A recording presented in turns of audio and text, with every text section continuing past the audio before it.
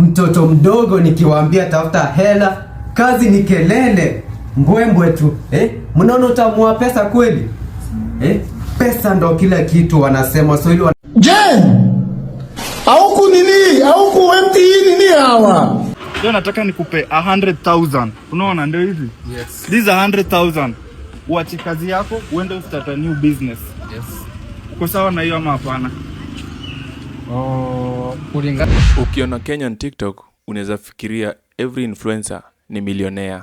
Kipindi guys, hii pesa imepimwa na mablada 1 2 3 4 5 6 million Kenyan. 6 million. This is what 6 million Kenyan shillings. Waambie ni kitu real na kuja. Ime withdraw na Forex Bureau on investigations. Na kiari mnaweza mtafuta ni walimu.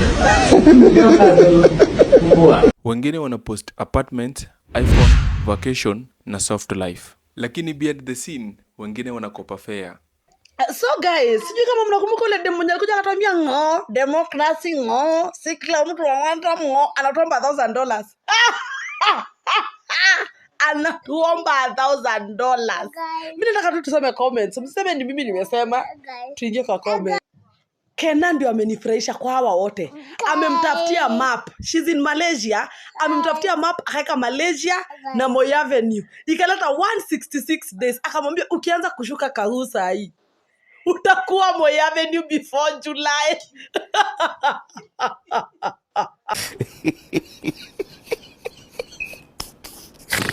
Leo tunaangalia reality ya TikTok fame Kenya na kwa nini wengine wanaonekana rich lakini kwa ground hawana real money. Get ready. I want you to jog. TikTok ilibadilisha life ya wase wengi Kenya online na vile vile unaweza post one video viral alafu hivyo ndio unajulikana Kenya mzima. Wakaniuliza, madam, utakunywa soda gani? Nikawaambia mimi nitakunywa Coke. Wakasema hakuna Coke, kuna tu chusi Schweppes na Minute Maid. Nikawaambia mimi siku nataka Schweppes ama Minute Maid. Mimi nilikuwa nataka tu Coke. Kama kuna Coke leta Fanta Passion baridi. Kumbe hakukuwa na hizo. Walikuwa wanafanya hesabu ya kunipatia Minute Maid ndio nilipe hiyo tatibobi ya juu ikuwe 80. Wakora. Followers zinaingia haraka, lakini shida ni followers sio pesa. Na hapo ndio TikTokers wengi wanakosea. Kenya social media iko na pressure sana. Ukishakuwa famous kidogo hivi, mafans wana expect you look rich.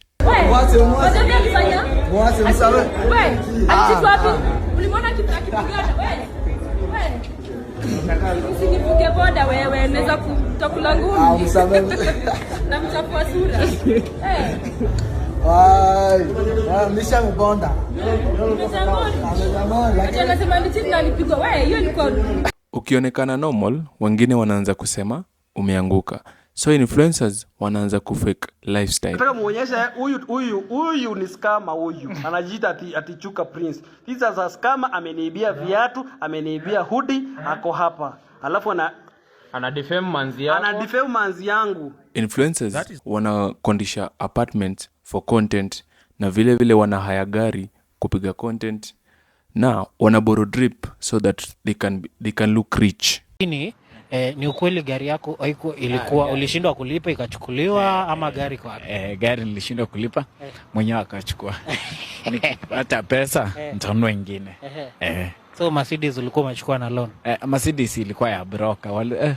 Ya broker akachukua. Nilishindwa kufanya kazi na broker akachukua. So TikTokers wanafanya hivi vyote ndio waonekane wako successful online. Wase wengi udhani influencers wanalipwa millions. Lakini ukweli ni wengine wanalipwa na exposure. Ni mbaya. Would you rather be famous or rich? Rich. Oh my God, rich. I'm not even thinking about that, girl. Give me all the money in the world. Brand deals za 5K ama 10K ndio mtu anafanya mwezi mzima. Na kuna months hakuna deals kabisa. Vile vile TikTok views zinaweza kuwa millions, lakini pesa ni kidogo sana. For 1 million views kutoka US, unaweza make ngiriso 8. But for 1 million views kutoka Kenya, ukienda sana ni 150 ndugu yangu.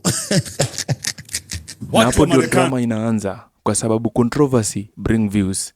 Fake beef, fake lifestyle, fake crying kwa videos na vile vile vitu zingine unthinkable. Wengine wanafanya anything ndio wabaki wakitrend.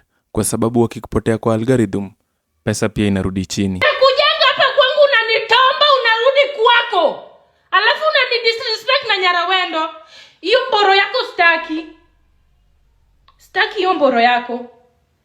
Umeacha mpaka boxer zako hapa. Usiwahi kuja kunitomba chini ya maji. Sawa? Imagine kuwa famous na uwezi pay rent comfortably. Ni mbaya. Fans wanakuona celebrity, lakini kwa ground unapambana kama kila mtu. Machaji na Manyonyo nawaambianga ama celebrity online washuashtue na ile maisha wanaishi. Maisha yao ni fake. Unaona? Sasa cheki Aziad anadaiwa hadi nini bikini jo. Alichukua bikini 3 mtu wangu. Hiyo duka inamdai. Anadaiwa hadi na nani? Na munga hivi jo. Hiyo pressure umiza wengi mentally. Ndio maana tunaona burnout mingi kwa content creators. TikTok fame si mbaya. Actually inaweza open doors nyingi sana.